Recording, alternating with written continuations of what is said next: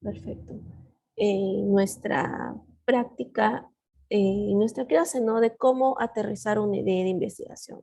Ya hemos venido practicando con esta idea de parto prematuro, prematuridad, parto pretérmino en pacientes COVID. ¿No? Es una idea que tengo en la cabeza, de repente he venido estudiando de que todas las pandemias por coronavirus, como el MERS, como el SARS, ¿no? SARS y MERS, que fueron las dos pandemias anteriores, 2002 y 2012, por coronavirus, que causaron mucho parto prematuro, ¿no? Y hemos estado leyendo por ahí una que otra información que dice que sí, de hecho aumenta la frecuencia de parto prematuro. Entonces, vamos a estudiar un poquito de eso, ¿no? Vamos a ver cómo aterrizamos esa idea de investigación en una pregunta de investigación, ¿no? Ay, ¿qué pasó? Me está dejando. Ay,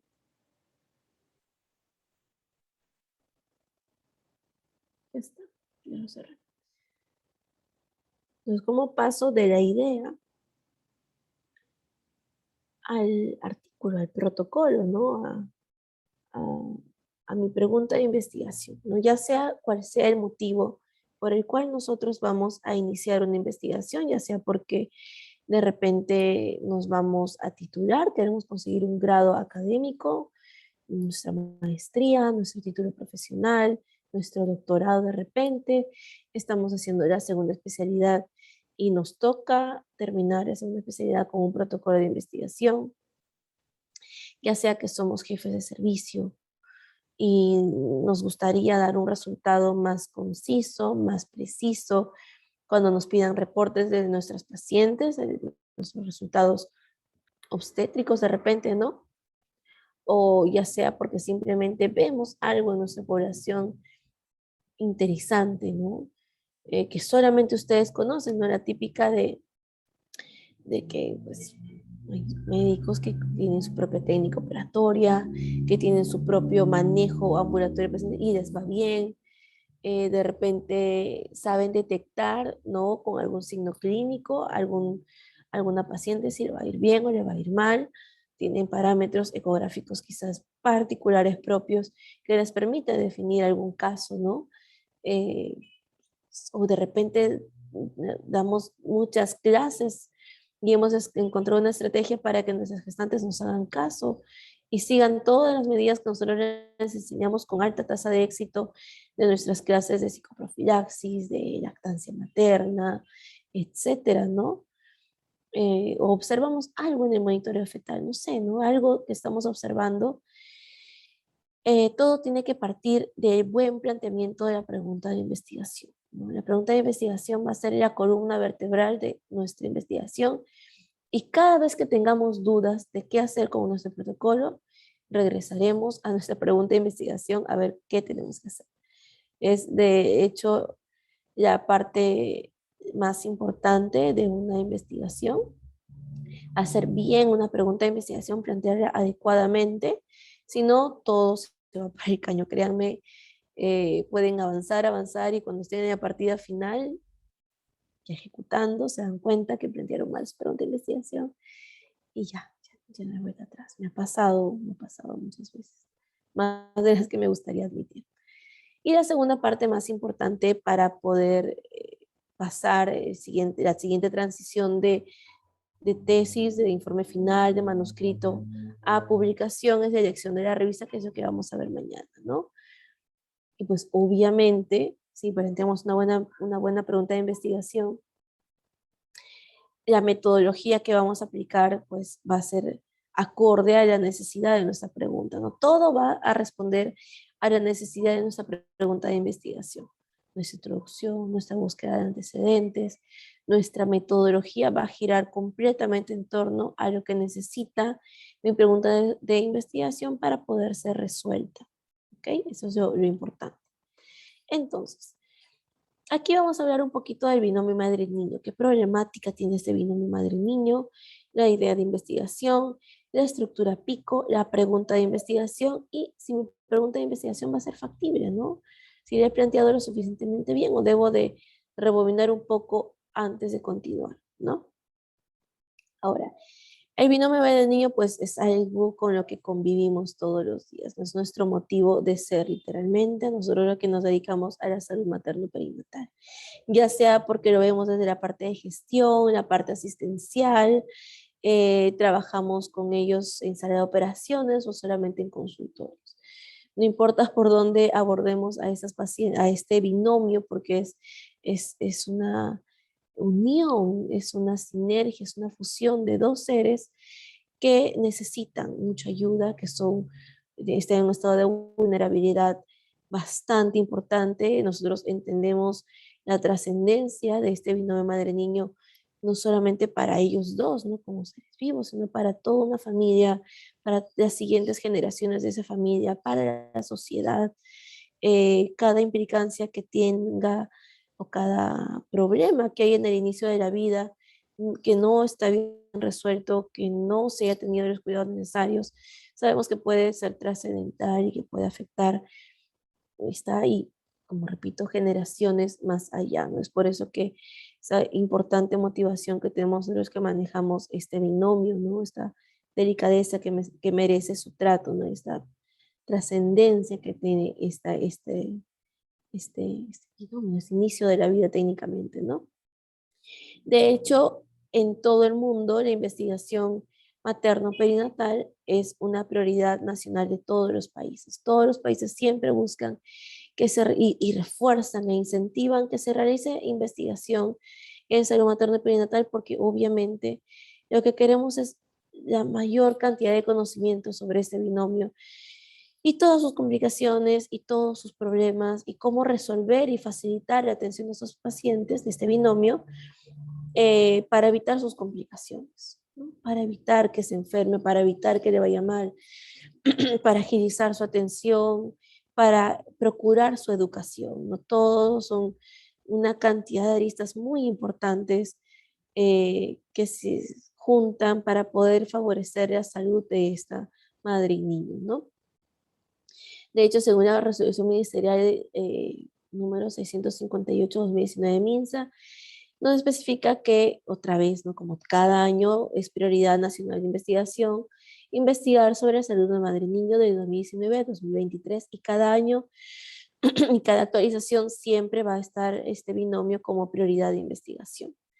Sin embargo, la investigación en ese binomio, como repito, tiene que ser delicada. En ellos no podemos hacer ensayos clínicos, no podemos probar drogas, ¿no? No podemos de repente probar tratamientos o estas técnicas operatorias o algún tipo de procedimiento invasivo con tanta, entre comillas, facilidad como se puede hacer con un adulto de repente, ¿no? Un hombre, persona adulta. Es algo que va a requerir muchas más consideraciones éticas, que vamos a ver también el día de mañana, muchas más consideraciones y atención a cualquier tema de investigación que se quiera tocar a estos pacientes, ¿no? De repente tenemos la idea de hacer riesgo de violencia doméstica en madres gestantes adolescentes, ¿no? Si bien es un tema importantísimo, es un tema trascendental, es un tema que tiene que abordarse por el riesgo que corren estas gestantes adolescentes, es algo que va a requerir necesariamente y obligatoriamente apoyo, asesoría y ejecución del área de psicología o psiquiatría, ¿no? Eh, que obviamente se puede ejecutar de la mano de cualquier otro profesional de la salud que lo proponga, pero como repito, en estos casos, por ejemplo, de psicología o de psiquiatría, es necesario que la gestante sea supervisado por este tipo de profesionales para asegurar que si se detecta uno de estos casos de violencia, de riesgo de violencia doméstica o cualquier otro tipo de violencia, pues sea atendido, detectado y tratado y tomado las medidas del caso a tiempo antes de que afecte al bebé y a la madre, ¿no? Y así por el estilo, ¿no? Hay temas como repito, muy interesantes, muy necesarios estudiar, pero que requieren que se estudien con cuidado, con todos los profesionales que puedan resolver, atender ese tipo de problemáticas, que puedan contener cualquier situación o cualquier detección de algún problema de salud, salud mental, salud física que pueda haber. Entonces, repito, requiere mucha delicadeza, mucha comunicación. No podemos mandarnos a hacer investigación en la madre gestante o en sus bebés eh, si no lo comunicamos, porque podemos pasar o cometer faltas éticas, obviamente sin querer, ¿no? Nadie quiere hacer daño a una madre y a su hijo, jamás, un psicópata, pero podemos caer en faltas éticas si es que no comunicamos y no hacemos el procedimiento como tiene que ser, ¿no? Entonces creo que vamos a explicar el día de hoy y mañana también cuál es el procedimiento correcto para la investigación en gestantes, ¿no? No saltarnos ningún paso para no caer otra vez, como repito, en alguna falta ética. Ahora, la idea de investigación. La idea de investigación siempre va a partir de un problema que yo observo, ¿no? Ya sea en la atención de recién nacido, en la atención prenatal, en la fase de fisicoprofilaxis, si es que yo observo patologías fetales, si es que veo las comorbilidades de la madre. Y este problema que yo voy a poder observar va a depender de dónde yo trabajo, de qué parte del proceso de atención de la gestante me encargo y la frecuencia con la que observo el problema, ¿no? De repente yo trabajo ahorita en el área administrativa, en la unidad de función de investigación. Yo no trato pacientes en este momento de mi vida, ¿no? Eh, y de repente a mí se me antoja que quiero investigar eh, quizás los cariotipos de todos los recién nacidos con malformaciones pulmonares, ¿no? Por ejemplo, ¿no? Eh, es algo que si bien es interesante de repente, ¿no? Un tipo de investigación eh, explorativa, no explicativa, ¿no? Que va a irse a la parte fisiopatológica, ¿no? De esta patología. Sin embargo, es una enfermedad que uno, no observo directamente. Dos, no tengo acceso a esa información o a la frecuencia de presentación de esa enfermedad muy frecuentemente, no puedo verla. Tres, puede ser que la frecuencia sea tan baja que no me permita colectar suficientes casos para hacer una investigación al respecto, ¿no? Y cuatro, de repente en términos de gestión, quizás no sé, en el hospital dejaron de hacer el cariotipo hace mucho tiempo, ¿no? Y tengo solamente historias muy antiguas y esos registros se los llevó la madre de repente, ¿no? Entonces, si bien a veces podemos tener ideas de investigación interesantes, ¿no? Eh, lo más importante para que estas ideas aterricen es tener acceso a esa información, ¿no? Y la mejor forma de tener acceso a información es buscar problemas en el lugar donde trabajamos, en el lugar donde estamos, y créanme que hay cantidad de problemas, cantidad de ideas de investigación que donde estemos ya podemos observar y tener información de primera mano y poder controlar el proceso de recolección de información, ¿no? De repente ya tenemos la información y no nos habíamos enterado, ¿no? Entonces eso es vital, vital si queremos ejecutar una investigación tenemos que tener acceso a información. Si somos tesistas, de repente, tener un familiar en esa área, ¿no? Y preguntarle, oye, ¿qué problemas ves? ¿Qué pacientes ves? ¿De qué te encargas tú? ¿No? ¿Cuántas pacientes son de ese tipo? ¿Cuántas pacientes tienen esa patología? O de repente me tocó durante la pandemia trabajar toda la pandemia en área COVID, ¿no? ¿Y qué pude ver, ¿no? En COVID. De repente no trabajé en COVID directamente en piso de sala de operaciones, pero quizás atendí a los pacientes por teléfono, ¿no? Y tengo toda la base de gestantes por teléfono y fue notando mi nota. Entonces, ¿qué puedo sacar de eso? ¿No? Entonces, eso es la idea de investigación. Una forma también de nutrir nuestra idea de investigación es justamente haciendo una búsqueda de información, una búsqueda avanzada, no hacia el nivel en que hemos llegado de esa búsqueda avanzada, para ver qué se sabe de esas dos variables que me interesan. Por ejemplo, yo estamos partiendo esta diapositiva, esta presentación, va a ser sobre parto pretérmino y recién nacidos. Perdón, y COVID, infección de COVID en la madre, perdón, ¿no? Y hemos visto, ¿no? 287 resultados sobre eso. Entonces, si yo tengo esa investigación para aterrizarla mejor y saber qué más puedo estudiar al respecto, pues hago la búsqueda y reviso que ya se sabe, que ya se estudió, porque de repente puede ser que yo ya no pierda el tiempo haciendo solamente parto pretérmino en gestante con COVID, sino me enfoco únicamente a parto pretérmino en gestante con COVID severo, ¿no? O de repente me enfoco ya no en parto pretérmino, sino porque vi que quizás la variable que más se afecta es bajo peso al nacer, ¿no? No tanto parto pretérmino.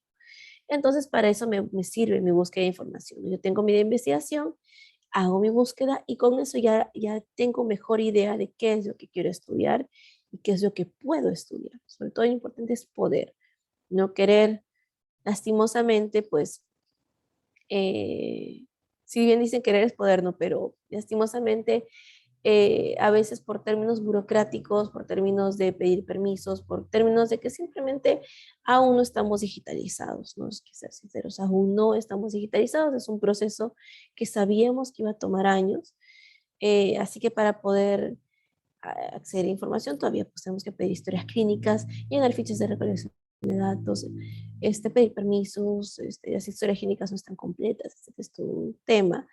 Así que para evitarnos ese embrollo que puede desanimar y ser desalentador para la investigación, mejor quedarnos con lo que sí tenemos y sobre eso trabajar, ¿no? Si se puede alimentar de otra forma está bien, pero es más importante el qué puedo hacer, lo que tengo y qué puedo hacer con lo que tengo, ¿ok? Una vez que tengo ya bien mi idea de investigación, lo registro, lo apunto en un papelito de repente, ¿no? Y mi duda es, ya que busqué mi información, vi más o menos que yo trabajé en área COVID todo este tiempo, en atención inmediata de recién nacido, ¿no? Y veo que nacían muchos prematuros en mis turnos, ¿no? No sé si en los demás turnos también, pero en mi turno, ya puro prematurito, chiquititos en incubadora, ¿no? Prematuritos de 36 semanas, 36 y medio, tampoco prematuros muy graves, ¿no? Entonces, esa es mi observación. Entonces yo me pregunto, ¿el COVID-19 hará que los bebés nazcan prematuros? Esa va a ser mi idea de investigación con lo que vamos a trabajar. Una vez que tengo ya mi pregunta, mi idea de investigación inicial, es importante definir variables, definir cuál es mi variable eh, causal, mi variable independiente, o cuál va a ser y cuál va a ser mi variable dependiente, ¿no? La variable independiente no siempre va a ser la variable causal. Causa es un término que se debería reservar solamente la causa directa, ¿no? Eh, es mejor decir la variable que va a modificar a la variable dependiente, ¿no? Que va a causar un cambio en mi variable dependiente. Y la variable dependiente es la variable desenlace, la variable efecto, la variable que se va a modificar por la variable independiente, perdón, ¿no? La variable independiente puede ser una causa directa, puede ser una causa indirecta, puede ser una simple asociación o puede ser una intervención, ¿no? Por ejemplo, una causa directa aquí sí estaría yo pensando quizás en mi cabeza que el COVID sea una causa directa de prematuridad, ¿no? Pero si, por ejemplo, veo una causa indirecta, de repente yo puedo pensar, mm, no sé, la trombocitopenia, ¿no? Puede ser, ¿no? La trombocitopenia sería causa directa. De repente, el, el poco acceso al transporte público, de repente es una causa, o al transporte en general, puede ser una causa de parto prematuro, ¿no? No es una causa quizás directa, porque que no haya transporte no causa el parto prematuro, pero eso es una variable que puede asociarse, que puede intervenir y de repente por falta de transporte el bebé nace prematuro, ¿no? Pero no es que lo cause directamente, sino que simplemente es algo que afecta, ¿no? Es una causa indirecta. Una asociación, de repente yo puedo pensar, ¿no saben qué? Yo creo que más bien está relacionado a la nacionalidad. Yo he visto que más bien las pacientes que son venezolanas, ¿no? Son las que tienen más parto prematuro, ¿no? Quizás porque están más desnutridas o pasan por más estrés. De repente esa puede ser la causa, ¿no? Pero obviamente una nacionalidad no va a ser responsable de un parto prematuro. Una nacionalidad es algo político, ¿no? Pero es una asociación que asoció esa nacionalidad con el parto prematuro. Y una intervención, pues ya es algo directo en un estudio experimental, en un ensayo clínico, que yo digo, le coloqué tal medicamento y eso causó parto prematuro, ¿no? Entonces es otro tipo de estudios. No son tan frecuentes en la población materna.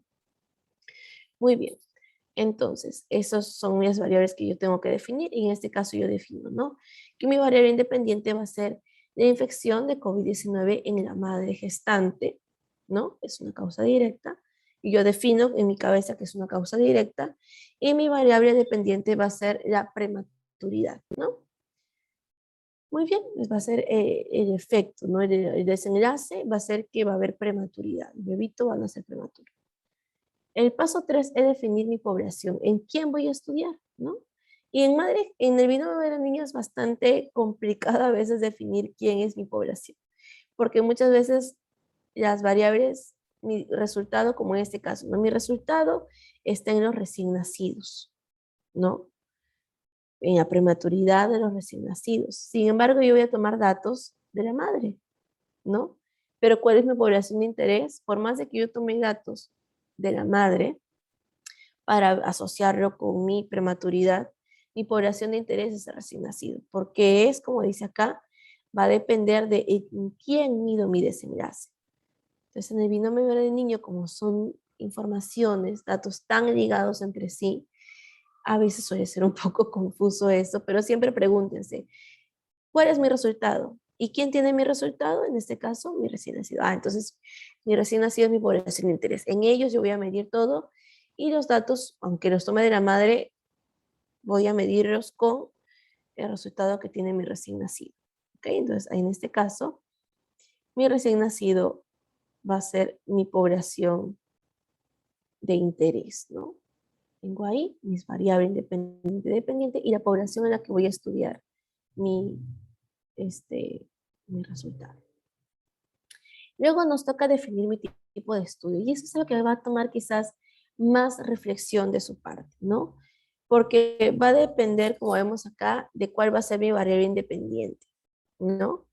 Hay variables como por ejemplo que si tienen o no tienen relación causal, ¿no? El COVID-19 sí es una relación causal y como es causalidad, lo que podría buscar, podría de repente plantear un estudio de tipo cohorte, cuyos parámetros o herramientas estadísticas me permiten hallar causalidad. Puedo también plantearlo como un estudio casos y controles, puedo plantearlo también como un estudio transversal analítico, ¿no? Porque por más, o sea, no siempre necesito hallar causalidad, pero con este tipo de variable puedo llegar hasta alcanzar causalidad, ¿no? Pero hay otras variables como por ejemplo nacionalidad. Nacionalidad, como repito, no es una variable causal. La nacionalidad, yo por ser peruana no tengo por qué tener más diabetes, no es más bien la dieta, dieta occidental, ser latinoamericana, etcétera, ¿no? Pero no es ser peruano, no es ser brasileño, no es ser japonés, es una causa directa de mi enfermedad, es más un tema quizás de raza, es un tema quizás más de algún gen, ¿no? Como las personas que son pelirrojas, que tienen un gen que sí, por ser pelirrojos, tienen pueden tener esos problemas por ese gen de ser pelirrojo, ¿no? Pero no es un tema de nacionalidad, como porque pueden ver pelirrojos en Perú, pueden ver pelirrojos en Japón y pueden ver pelirrojos en China, ¿no? Entonces, no es una causalidad, por lo tanto, yo no puedo hacer una corte de nacionalidad, porque también imagínense, ¿no? La corte, como explicó muy bien el doctor Fradis Gil, no me equivoco, es un estudio que tiene la característica que va a empezar en exposición y se va a hacer un seguimiento del tiempo hasta encontrar el desenlace.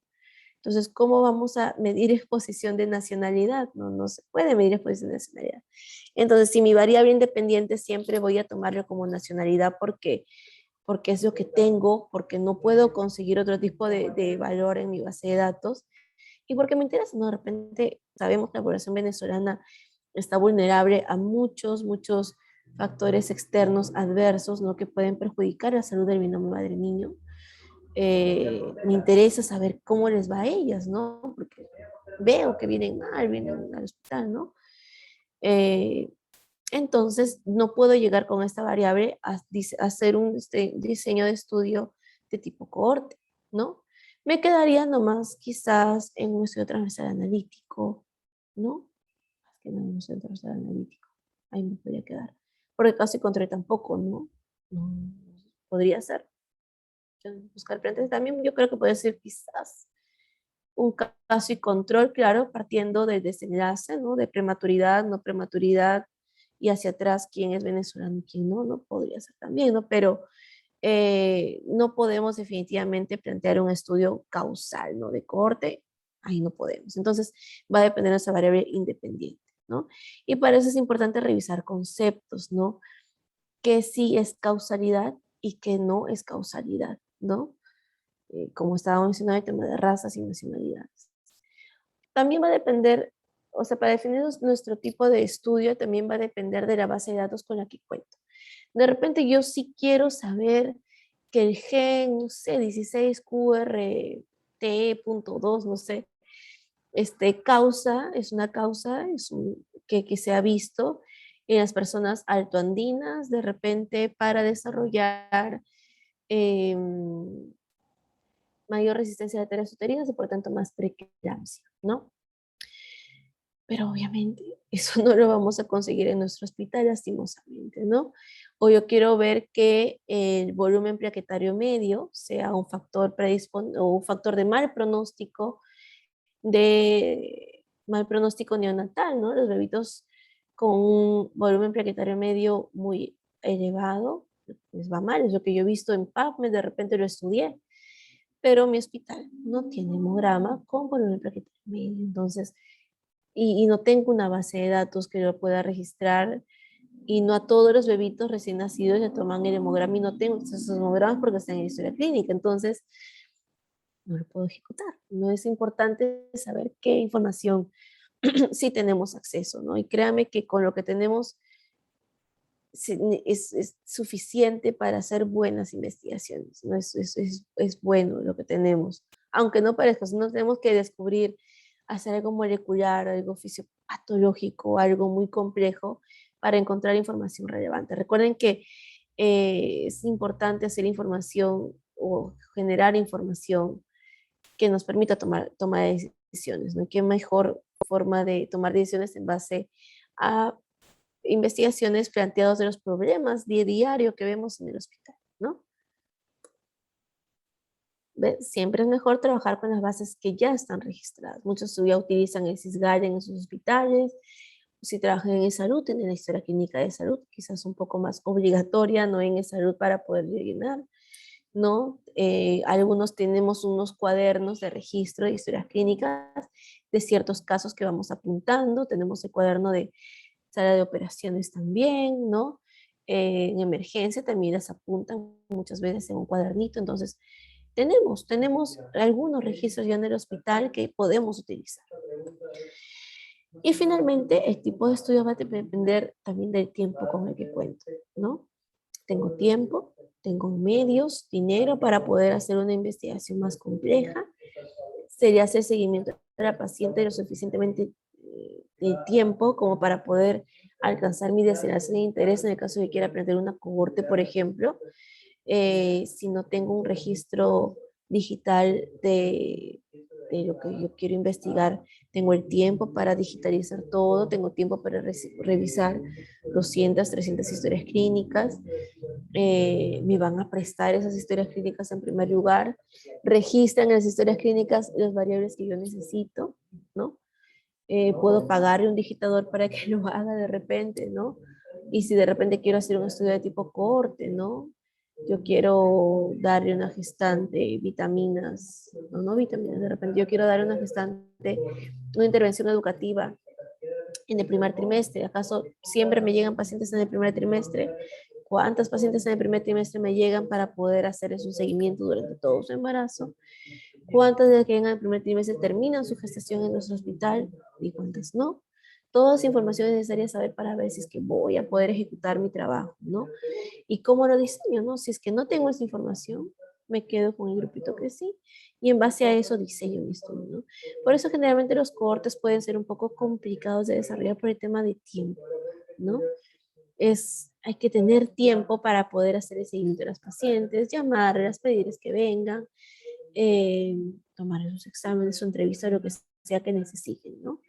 Si es que no hay tiempo y no hay otra forma de ejecutar nuestros estudios, mejor replantear las variables que voy a estudiar. Quizás ver otro tipo de variables que sí está registrada, que tenga un resultado similar al que yo busco, o quizás pedir ayuda, pedir financiamiento, si sí o sí lo quiero hacer, ¿no? Hay que buscar otros medios en el caso de que no tenga suficiente tiempo. Apoyarnos de internos, de residentes, ¿no? De externos, de rotantes, ¿no? Para que nos puedan apoyar en esta investigación. También puede ser una buena idea. En el caso que, el ejemplo que tengamos, ¿no? ¿No? Por ejemplo, ¿no? Vemos que el COVID, yo lo estoy planteando en mi cabeza, que es una causa directa para prematuridad. Pero tengo el registro de quiénes son todos los bebés que nacieron de madre COVID positivo. No, no tengo esa base de datos en mis manos, ahorita no lo tengo, pero trabajo en el área COVID, ¿no? Y puedo ver yo en mi registro, de repente pedir estadística o de repente observar en la computadora de mi servicio, ¿no? En el registro de altas, todos los bebitos que nacieron de esas madres del área COVID, ¿no? Entonces sí, puedo acceder a esa información, la puedo conseguir de alguna forma, ¿no? ¿Tengo tiempo para crear una nueva base? No tengo tiempo. Y ahorita, en este momento, hay muy pocas gestantes con COVID. Ya casi la mayoría, menos en la maternidad, gracias a Dios, se han cerrado la mayoría de salas COVID. Creo que ahorita no hay, hasta donde yo recuerdo. Eh, entonces, ¿qué me queda hacer? No, si no puedo acceder ahorita a pacientes COVID, no puedo plantear yo un corte. Porque aparte, ¿cómo yo sé que el COVID afectó o no afectó al bebé prematuro? Tendría que haber detectado el COVID en la gestante de repente del primer trimestre o del segundo trimestre y ver el final del embarazo, pero ¿cómo yo sé que la gestante se contagió en ese momento? Porque la mayoría son asintomáticas, ¿no? Entonces, como son asintomáticas, le detectaron el COVID cuando llegaron al hospital. Entonces, ¿cuándo se contagió? ¿No? 2 semanas antes, cuando estaba en el segundo trimestre, en ese momento, cuando ya estaba en tercer trimestre, no sé, si hay muchos que son seropositivas por mucho tiempo, entonces definir el momento en el que se infectó es muy difícil. Y para poder hacer el seguimiento en una corte, ¿no? Hasta que nazca su bebé con prematuridad, como yo sé, ¿no? Porque yo capté a la paciente en el hospital, ya cuando subió, ya dio a luz y todo, ¿no? Entonces, no puedo yo plantear una corte, ¿no? Es muy difícil. Aparte, con tan poquitos casos, por más de que yo lo quisiera controlar, con tan poquitos casos ahorita no voy a poder, no voy a poder simplemente. Entonces, ¿qué me queda hacer? Un trabajo con las gestantes COVID positivo atendidas de repente en el año anterior, en los últimos 8 meses, 6 meses, no dependiendo de la cantidad de pacientes que tenga, y yo puedo partir más bien de la prematuridad de recién nacidos, ¿no? Quiénes son prematuras y quiénes no son prematuros. Y hacia atrás ver cuáles de ellos tuvieron mamá con COVID y cuáles tuvieron mamá sin COVID, ¿no? Eso es quizás una forma, me voy a la sala de neonatología y consulto, oye, ¿cuáles son prematuros? ¿Qué diagnóstico le ponen? Entonces yo hago mi solicitud al área de estadística, estimados señores, solicito la base de datos, las clínicas de los pacientes recién nacidos prematuros con tal diagnóstico, registrados en los últimos 12 meses, ¿no? Y te va a votar. Entonces yo voy ahí con ellos y reviso, ¿no? Cruzo cuáles sí, cuáles no, cuáles sí, cuáles no.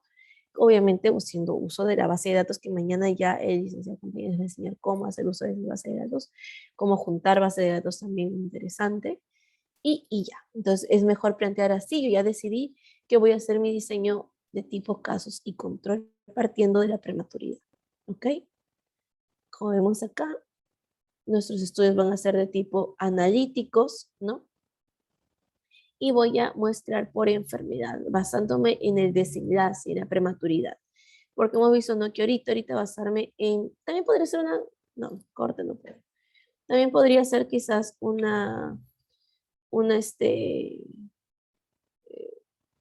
partiendo de la gestante con COVID, podría ser, ¿no? Pero es más factible hacerlo partiendo de la prematuridad, ¿no? No voy a venir contigo. Voy a apagar mi cámara un segundito. Disculpen.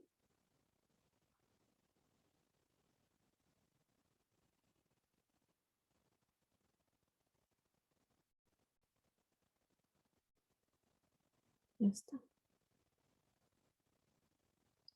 Muy bien, entonces continuamos. Les hago un estudio de tipo analítico, de tipo casos y controles, ¿no?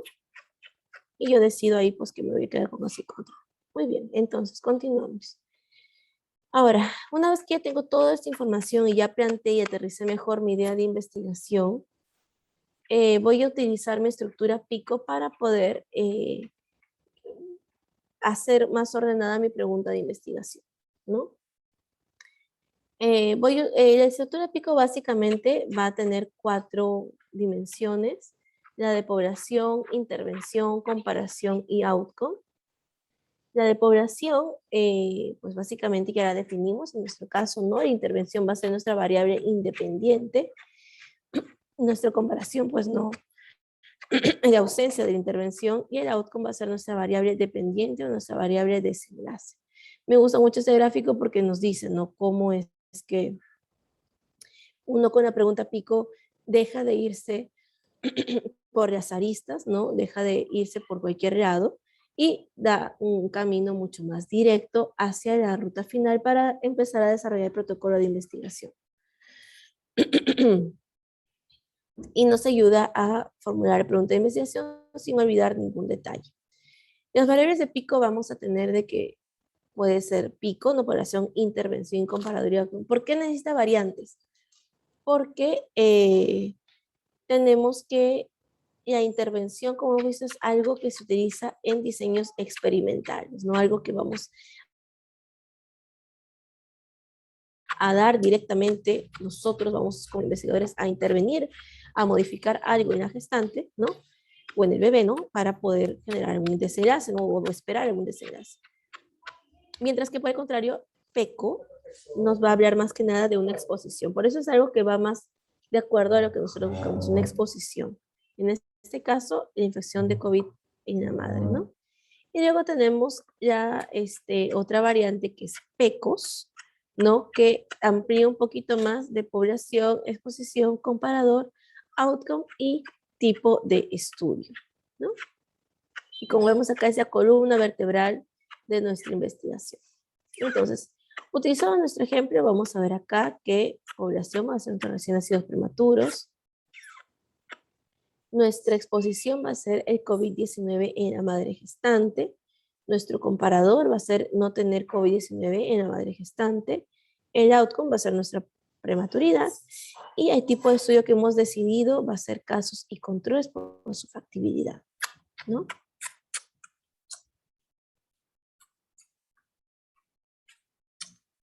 Muy bien. Ahora, con esta información del pico, voy a poder plantear ya nuestra pregunta de investigación, ¿no?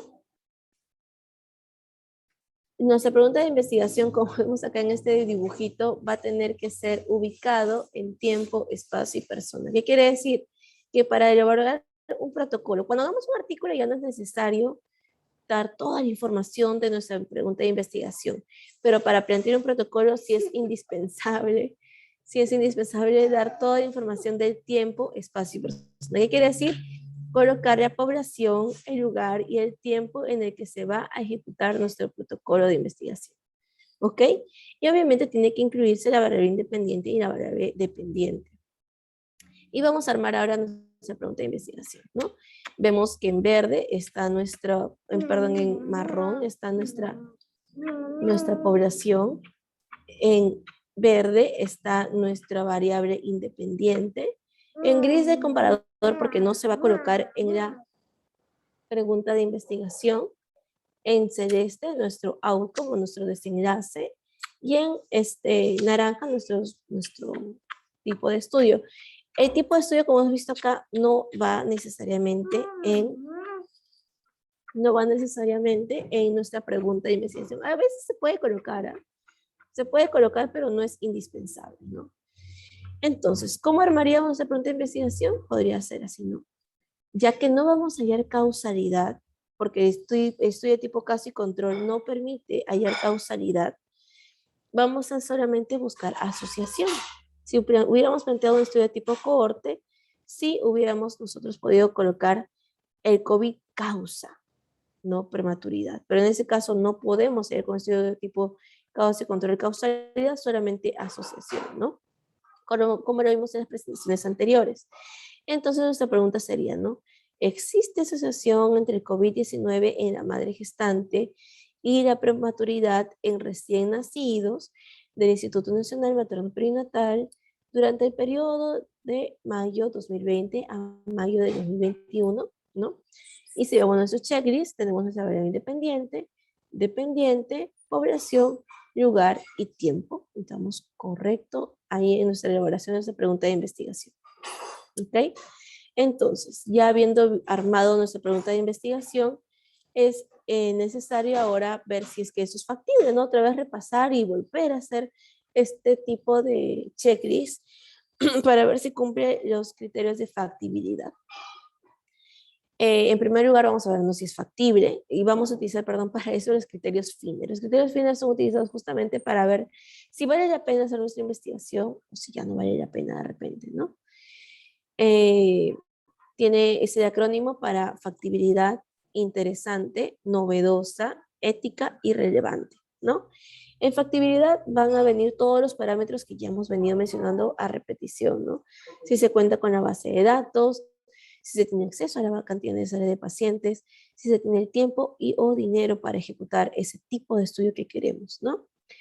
Interesante si los resultados son de interés para el público. No es lo mismo que yo quiera estudiar el Gen 16 QRF.2 porque a mí me interesa, porque yo soy bióloga de repente, pero a mi hospital pues no le sirve mucho, ¿no? Y si quiero pedirle que gaste ahí, pues no estamos en ese punto todavía al menos a nivel hospital público, no podemos gastar en ese tipo de investigaciones todavía, no estamos en ese punto de avance de investigación, ¿no? Así que al menos al público que yo tengo a la mano no le interesaría mucho quizás esa investigación. Es algo que yo lo haga con presupuesto privado, ¿no? De repente ahí sí sería interesante.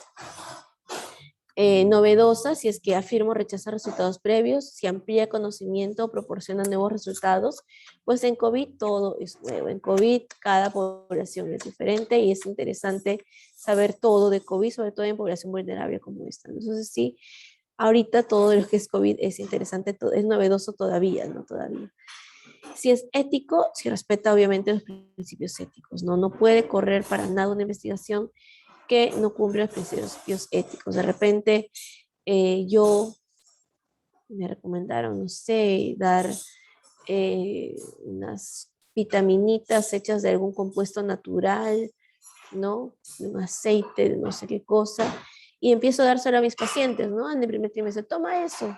Yo quiero ver cómo les fue a mis pacientes, ¿no? Con no sé, de repente con su ansiedad, ¿no? Después de darle esas vitaminitas no naturales. Eso no es ético, eso es un ensayo clínico. Y todo ensayo clínico, cualquier medicamento, por más de que sea natural o lo que sea que demos a los gestantes, tiene que ser regulado como una intervención, como un ensayo clínico, ¿no? Entonces, eso de dar medicamentos, vitaminitas, cositas, no es algo ético si no se da en el marco de un ensayo clínico, ¿no? Y con todas las medidas de seguridad necesarias. Y finalmente, si es relevante, ¿no? Si es relevante para el conocimiento científico. De repente se me ocurre, ¿no? Decir nivel de adherencia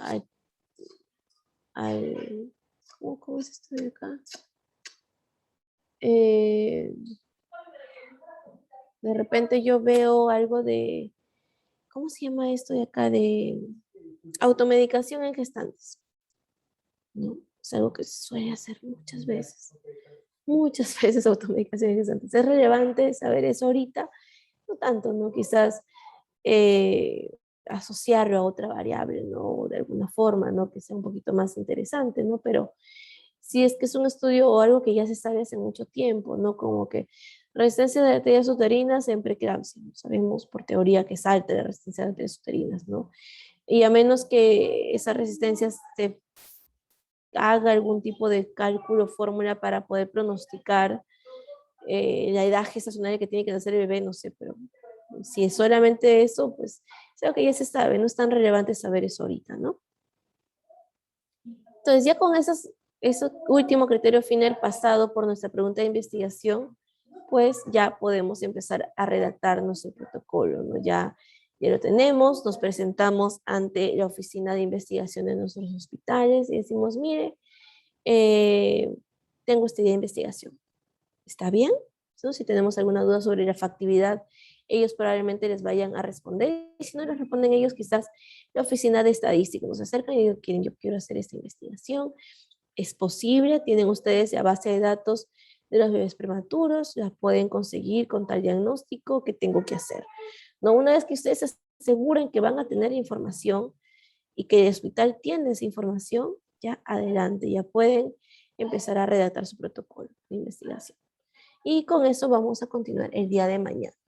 ¿Okay? Mañana vamos a continuar con justamente iniciar el día de mañana, la sesión de temprano, con la presentación de cómo se redacta un protocolo de investigación en salud materno-perinatal, ¿no? Voy a dejar de compartir.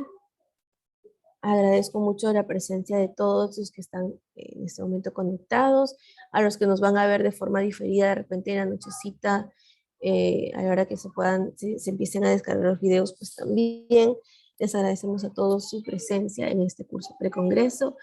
Espero que les haya parecido interesante. No sé si tienen alguna pregunta, ya sea de búsqueda de información o de pregunta de investigación. Hola, buenas tardes. Sí, yo quería hacer una pregunta. Sí, ¿cómo está, Flor Cecilia? ¿Qué tal? Una consulta. Yo justo entré un poco hace un rato, en realidad, estaba hoy día trabajando en la maternidad. Yo tengo justo una investigación quiero hacer una investigación sobre lo que es el impacto de la intervención de la trabajadora social en la relación personal-salud-paciente, ¿no? Yo, o sea, quería saber si habían, justo, ¿no? Usted estaba comentando un tema de accesos, ¿no? Para búsqueda bibliográfica. Me acuerdo de usted, Flor Cecilia, y le debo las presentaciones sobre estudios cualitativos. Y como dijo el doctor Arango, Sí. es una buena Ajá. estímulo para poder empezar con ese tipo de estudios. Eh, Como le digo, la búsqueda de información definitivamente se encuentra. De hecho, en PubMed hay información, hay estudios cualitativos y generalmente los estudios cualitativos en el título colocan, bueno, en el título cualquiera, punto, un estudio cualitativo, ¿no? Eso es algo característico para distinguir cuáles son estudios cualitativos y cuáles son cuantitativos. Los cualitativos suelen tener esa terminología ahí. Sería interesante juntarnos, Flor Cecilia, en la oficina, ahora que ya pasa el congreso, para hacer la búsqueda bibliográfica juntas de repente, ¿no? Y definitivamente no proponer comprometernos en estudiar y hacer también una presentación institucional de repente, ¿no? Con un link compartido para todo el público sobre estudios cualitativos, ¿no? Y quizás podemos empezar también por ese camino. Pero sí, de que se pueda hacer búsqueda bibliográfica con términos como hemos hecho en PubMed sobre estudios cualitativos, sí se puede, sí se puede. De hecho, hay una opción ahí para colocar tipo de estudio, ya una búsqueda un poquito más, un poquito más amplia, pero sí, sí se puede. Ok, gracias. Muy bien. ¿Alguna otra pregunta de repente alguien se anima de repente por el chat? Si no, como repito siempre, no tienen todos nuestros canales abiertos, tienen el correo institucional, tienen el WhatsApp, perdón, el chat de Facebook para hacer cualquier pregunta, y de esa forma nosotros podemos comunicarnos y resolver cualquier duda que puedan tener. ¿Ok? Entonces, si no hay más preguntas, doy por clausurado este primer día de curso precongreso, agradeciendo nuevamente a todos su asistencia, esperando que la información que les hayamos brindado les haya servido, les haya sido accesible, fácil de entender, digerible, ¿no? En todos los términos de la palabra, ¿no? Muchísimas gracias, Cecilia. Entonces nos vemos para el día de mañana. Igual empezamos 9 de la mañana hasta las 6 de la tarde, 6:30 de la tarde como el día de hoy. Sí, mañana, como repito, eh,